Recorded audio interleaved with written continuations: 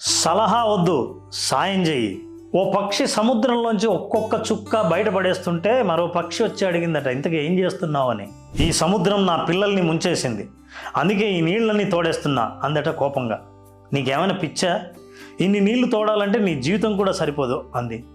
వెంటనే ఆ పని చేస్తున్న పక్షి, సలహా కాదు, సాయం చెయ్యి అంది. మెల్లిగా ఈ వార్త తెలిసి భూమి మీద ఉన్న పక్షులన్నీ ఒకే కంఠంతో సలహా కాదు, సాయం చెయ్యి అంటూ సముద్రంపై వాలిపోయాయి.